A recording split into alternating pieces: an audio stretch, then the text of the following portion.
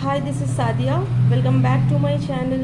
In this video, we are going to discuss about the rules of debit and credit, which is again the continuation of our last topic, accounting equation. Okay, so let us start today's video. See, debit and credit के rules को समझने के लिए first we need to understand कि there are two approaches for the determination of nature of accounts. किसी भी account के nature को डिटरमाइन करने के लिए there are two approaches, right. Number one is English approach which is also known as double entry system, and the next is American approach which is based on our chapter accounting equation. So in this video we are going to see about this and understand about this approach, American approach, which tells us that all the types of accounts can be categorized into 5 different groups. Okay friends, किसी भी accounts को हम लोग 5 categories में divide कर सकते हैं. I hope आप लोगों ने ये सारे अकाउंट्स के नाम पहले भी सुने होंगे, but let us try to understand it more easily and in a short manner. Number one is assets account, second is liabilities account, third one is capital account, fourth है आपका रेवेन्यू और income account, and the last fifth one is losses और expenses account. Okay, so इन 5 categories में हम अपने सारे accounts को डिवाइड कर सकते हैं. पहला है एसेट्स, दूसरा liabilities, third is capital account, fourth is सारे रेवेन्यू एंड इनकम अकाउंट को एक कैटेगरी में डाल सकते हैं, एंड द फिफ्थ इज सारे लॉसेस और एक्सपेंसेस को एक कैटेगरी में हम लोग रखकर इस टॉपिक को समझ सकते हैं. Now come to the rules of debit and credit regarding the above accounts. इन सारे अकाउंट्स को अब हम लोग डेबिट और क्रेडिट में किस रूल से पुट करेंगे इसको समझने के लिए I have divided this into 2 columns, and in 2 columns में ये पांचों अकाउंट्स को हम लोग सिर्फ 2 पार्ट में डिवाइड करके समझेंगे, so as to make it easy and simple for you. See, I have written here an increase in assets or losses or expenses. इसको आप समझे पहले कि किसी भी एसेट्स को इंक्रीज होने पे या किसी लॉसेस और एक्सपेंसेस के इंक्रीज होने पे this arrow mark is indicating an increase sign, so that आप इस रिटन वर्ड के साथ साथ एरो से भी आप समझ सके कि कोई भी एसेट्स हमारा जब भी इंक्रीज करेगा या लॉसेस या फिर आपके एक्सपेंसेस अगर इंक्रीज कर रहे हो तो इनको हम डेबिट साइड में पुट करेंगे. ओके, एंड जस्ट इसके अपोजिट में आप ये समझ ले कि जब भी आपका एसेट्स और लॉस या फिर एक्सपेंसेस डिक्रीज होगा, अ डिक्रीज इन एसेट्स और losses, see there is an arrow mark for the decrease also. This arrow mark indicates कि there is a fall or decrease in assets or losses or expenses. ठीक है, तो हमारे assets को, loss को और expenses को जब भी decrease होगा, we'll put these items in the credit side of our account. फिर से समझ ले, assets increase होने पे we need to put it in the debit side, and assets decrease होने पे we need to put it in the credit side. अब इसके जस्ट अपोजिट आप अगर assets के बाद liabilities के बारे में समझेंगे, we have already discussed the difference between assets and liabilities in our previous videos. If you have not seen, please do watch those videos so that the concept of assets and liability could be cleared for you all. See, if there is a decrease in liability or capital or revenue or income, apart from assets, losses and expenses, देखिए इसका just opposite है ये सारे items. Assets का opposite side हम लोगों ने पढ़ा था बैलेंस शीट में लायबिलिटी होता है, एंड लायबिलिटी साइड ही हम लोग अपने कैपिटल को भी शो करते हैं। ये हमारा लॉसेस और एक्सपेंसेस है, देखें तो इसका जस्ट अपोजिट आपका रेवेन्यू और इनकम हो जाएगा। जब लॉस और एक्सपेंसेस के इंक्रीज होने पे हम डेबिट साइड में पुट करते हैं, फिर जस्ट इसका रिवर्स आप समझ लें कि रेवेन्यू और इनकम डिक्रीज होने पे या लायबिलिटी और कैपिटल डिक्रीज होने पे हम इन सारे आइटम्स को भी डेबिट साइड में ही पुट करेंगे। Okay students, now coming back to the other aspect of these items, see this we have understood about the decrease in liability, capital, revenue, income ना। अब इन्हीं सारे आइटम्स के इंक्रीज होने पे लेट अस अंडरस्टैंड कि ये सारे आइटम जब भी हमारे इंक्रीज होंगे तो हम इन सब को क्रेडिट साइड में ही पुट करेंगे। फिर से एक बार समझ ले, रिपीट कर लेते हैं। By these two columns we have divided all 5 accounts. इन सारे 5 अकाउंट्स को हम लोगों ने 2 पार्ट में सिर्फ डिवाइड किया है सो दैट कि हम इजीली समझ सके। हमारा एसेट्स हो, लॉसेस हो, एक्सपेंसेस हो, जब भी ये इंक्रीज करेगा we need to put it in the debit side, okay. And जब भी ये सारे आइटम डिक्रीज होंगे, कम होंगे, इनके बैलेंसेस जब भी कम होंगे we need to show it in the credit side. Now apart from these 3 items, इन सब आइटम्स के अलावा जो हमारे रेस्ट ऑफ द अकाउंट्स बचे हैं, जो we have mention in these 5 categories, हमारा लायबिलिटी बच जाता है। देखिए एसेट्स, लॉसेस और एक्सपेंसेस को हमने यहाँ ले लिया। अब हमारे बचते हैं लायबिलिटीज, कैपिटल एंड रेवेन्यू और income.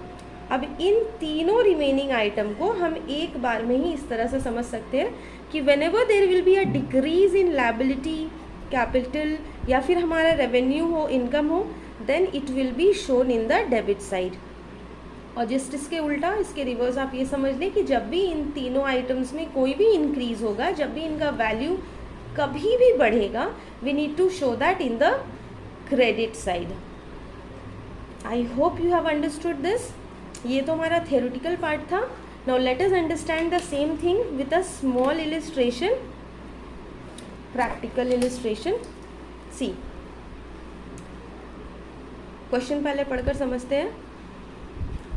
Mention on which side increase in the following accounts will be recorded। क्या मेंशन करना है हमें? साइड बताना है। Which side? Side means debit होगा या फिर क्रेडिट होगा, राइट। और ये है क्या? In following items, in following accounts के इंक्रीज के बारे में हमें बताना है कि ये किस साइड में बिलोंग करेगा। And also state the nature of the accounts. और ये सारे अकाउंट्स किस नेचर के हैं, that also the question is asking us to mention. देखिए there are 8 items written over here. इन सारे 8 आइटम्स को I have copied here for the solution. See, cash, furniture, capital, bank loan, stock, creditors, rent received and salary paid। In 8 accounts में first of all तो हमें nature बताना है कि these all accounts fall into which nature, ये कौन से nature का अकाउंट्स है। And the next thing is ask in the question कि हमें साइड बताना है जब भी इन अकाउंट्स में कोई इंक्रीज होगा। See, come back to the question, हमें इंक्रीज के बारे में बताना है, राइट। इन अकाउंट्स में जब भी कोई इंक्रीज हो तो हम इन्हें किस साइड में शो करेंगे। So let us start the solution.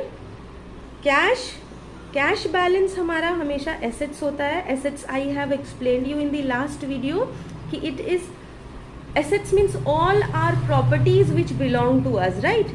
जो भी हमारे प्रॉपर्टीज है, जिसको लाइक धन एंड संपत्ति बोलते हैं, तो वो सारे प्रॉपर्टीज को एसेट्स बोलते हैं। अब with that point of view देखिए, हमारा कैश हो या हमारे फर्नीचर्स हो, स्टॉक हो, these all 3 items belong to our assets group। See, I have written in front of these items। Cash भी हमारा एसेट्स नेचर का है, फर्नीचर भी एसेट्स का ही नेचर है, एंड स्टॉक भी हमारा एसेट्स नेचर का है, right. And in the last page we have done already कि जब भी हमारा एसेट्स इंक्रीज होगा जब भी, तो we will show these all items in the debit side. देखिए मैंने यहाँ पे लिखा है cash is a assets and whenever the assets will be increased it will be shown in the debit side, right? Similarly furniture is also an assets and whenever there will be an increase in the assets, जब भी हमारा furniture या कोई assets increase होगा we have to show that in the debit side. Stock is again our assets. See number though it is in number 5th but I am explaining you कि सारे assets को आप एक बार समझ लें so that there would no be any confusion. Stock हमारा assets है, stock assets जब भी हमारा इंक्रीज होगा we will need to show that in the debit column, in the debit side of the account. Okay अब कुछ liabilities के भी आइटम है इसमें, हम वो समझ लें। फर्स्ट ऑफ ऑल तो ये नंबर 3 है हमारा capital. Capital is an internal liability, right? ये प्रोपराइटर्स अकाउंट होता है, ये प्रोपराइटर्स फंड होता है जो कि बिजनेस के लिए एक इंटरनल लायबिलिटी है। इंटरनल लायबिलिटी मीन्स एक्सटर्नली हमें किसी बाहर वाले को ये पे नहीं करना है। This liability is for the proprietor only, जो कि within the firm and within the organisation रहता है। That is why it is known as internal liability. And liability जब भी हमारा इंक्रीज होगा we need to show it in the credit side. मैं एक बार फिर से वापस रिपीट करती हूँ, आप इस चीज़ को समझने की कोशिश करें। देखिए जब एसेट्स हमारा इंक्रीज हो रहा है तो we are showing in the debit side. अब जस्ट अपोजिट टू दैट जब हमारा लायबिलिटी इंक्रीज होगा we need to show it in the credit side. Assets और लायबिलिटी दो अलग अलग साइड है, राइट? दो अलग अलग नेचर के अकाउंट है, तो दोनों का साइड भी बिल्कुल अलग अलग होगा। इस तरह से भी आप समझ सकते हैं। Now fourth item is our bank loan. Bank से हमने कोई लोन लिया हुआ है, this is our external liability. हमें ये लोन वापस बैंक को लौटाना है, right? So this is our liability. Liability के बारे में मैंने लास्ट वीडियो में समझाया था कि जो भी अमाउंट जिसे हमें पे करना है in future, in coming future, जो पैसे हमें लौटाने हैं, those all items fall in the liability group. तो ये हमारा एक लायबिलिटी अगेन है, और लायबिलिटी जब भी इंक्रीज होगा we need to show it in the credit side. Okay, come to the sixth item, because fifth हम लोगों ने ऑलरेडी डिस्कस किया हुआ है। Now sixth is creditors. Creditors means क्या होता है? जो हमारे लेनदार्स है, राइट? लेनदार्स हमारे कौन होते हैं? जिनको हमने कुछ माल लिए हुए हैं बट अभी पेमेंट नहीं किए, राइट? जिनसे हमने कुछ उधार में माल परचेस किए हुए हैं। तो ये हमारा सप्लायर्स भी आप समझ सकते हैं। वो सारे सप्लायर्स, वो सारे मतलब पार्टीज जो हमसे पैसा लेने वाले हैं, जो हमसे इन फ्यूचर पैसा पाने वाले हैं, those all are known as our creditors. तो creditors again is a liability. Liability हमारा इंक्रीज हो रहा है, so it will be shown in the credit column, credit side. Now the seventh item is rent received. Rent received is what? ये हमारा ना assets है ना liability है, right? This item belongs to our income group. Income है ये हमारा ना, because ये एक ऐसा amount है जो आप monthly basis पे receive करते हैं, right? Rent हम हर month receive करते हैं। So income हमारा जब भी increase होगा we need to show it in the credit column. If you have done the rules of accounts like personal rule, golden rules में अगर आप लोगों ने पढ़ा होगा real account, personal account and nominal account, तो नॉमिनल अकाउंट का rule ये बताता है कि all the incomes and gain should be credited, right? इसलिए रेंट हमारा इनकम है और इनकम हमेशा क्रेडिट ही होगा। Now the last item is salary paid. Salary paid यानी आपने सैलरी पे किया है and this is your expense. Again going back to the golden rule, जिसमें नॉमिनल अकाउंट ये बताता है कि all the expenses and losses should be debited, इसलिए ये हमारा एक्सपेंस है, इसको हम डेबिट कॉलम में शो करेंगे। ओके, इन दोनों आइटम्स को आप फिर से ऐसे भी समझ सकते हैं कि एक आपका इनकम है जो आपने रिसीव किया है, एक आपका एक्सपेंस है जिसको आपने पे किया है. So both the amounts will be shown in two different sides. एक हमारा क्रेडिट में है तो दूसरा हमारा डेबिट कॉलम में शो होगा. Okay friends, I hope with this illustration आपको कुछ समझ आया हो. अब moving to the next illustration, यहाँ हम लोगों ने कॉलम वाइज ये समझा था कि किसको किस साइड में शो करेंगे और नेचर क्या है इन डिफरेंट अकाउंट्स का. अब इस इलिस्ट्रेशन में we are going to understand कि लेजर में हाउ विल पुट दिस. किसी भी पर्टिकुलर अकाउंट में हम उस अकाउंट के इंक्रीज या डिक्रीज को किस साइड में और किस तरह से शो करेंगे. Okay, so come to the question. Illustration 2, show the following transactions in furniture account. The question is asking you to prepare a furniture account. और इन फर्नीचर अकाउंट के लिए ये 3 ट्रांजेक्शन्स मैंने यहाँ पे बनाए हुए हैं. सी, नंबर 1 इज़ फर्नीचर परचेस्ड ₹50,000. 50,000 का फर्नीचर परचेस किया है हमने. Second transaction is furniture sold. Furniture हमने बेचा भी है ₹12,000 का. Third is furniture purchased again. कुछ और फर्नीचर हमने परचेस किया है ₹20,000 के. ओके, सो इन तीनों ट्रांजेक्शन को हमें फर्नीचर अकाउंट में शो करना है. अब किसी भी अकाउंट के लिए we need to draw 4 columns like this. See, 1 is particulars, amount, third is again particulars and fourth is amount, right? ये हमारा डेबिट कॉलम है this side and these 2 columns fall in credit column. ये हमारा credit side होता है. सी, reminding you again कि furniture हमारा assets है और हमने पढ़ा है कि एसेट्स जब भी इंक्रीज होगा उसे हम डेबिट कॉलम में शो करते हैं, डेबिट साइड में शो करते हैं. तो आप इन 2 ट्रांजेक्शन को देखकर ये समझिए कि जब भी आपने फर्नीचर परचेज किया होगा, यहाँ 50,000 का फर्नीचर परचेज हो रहा है एंड इन थर्ड ट्रांजेक्शन 20,000 का फर्नीचर परचेज हो रहा है. तो दीज 2 ट्रांजेक्शन से आपके फर्नीचर का जो बैलेंस है वो बढ़ जाएगा, राइट? यहाँ पे फर्नीचर हमारा इंक्रीज कर रहा है और फर्नीचर एसेट्स है, इसलिए we need to put it in the debit side. देखिए मैंने इसको लिखा है to purchase of furniture 50,000 and again to purchase of furniture 20,000. 50 and 20 को मैंने डेबिट कॉलम में शो किया है एंड जो फर्नीचर हमने सोल्ड किया है 12,000 का, इससे हमारा फर्नीचर का बैलेंस घट जा रहा है. It is coming down, right? It is decreasing. तो जब भी एसेट्स हमारा डिक्रीज होगा we need to show it in the credit column. इसलिए मैंने सेकेंड ट्रांजेक्शन यहाँ पे लिखा है बाय सेल ऑफ फर्नीचर 12,000.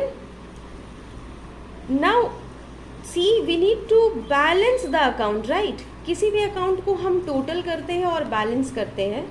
अब इसको देखिए आप कि डेबिट कॉलम में हमारा टोटल 70,000 बन रहा है और क्रेडिट कॉलम में देयर इज ओनली 1 आइटम जो कि 12,000 का है. ओके, सो अब इन दोनों साइड को इक्वल करने के लिए 58,000 हमारा यहाँ पे क्लोजिंग बैलेंस निकल रहा है. क्लोजिंग बैलेंस मीन्स 58,000 से ही हमारा क्रेडिट साइड कम है, इसलिए हम 58,000 यहाँ पे लिखकर इसको क्लोजिंग बैलेंस की तरह शो करेंगे सो दैट हमारा ये दोनों साइड टोटल इक्वल हो, दैट इज 70,000.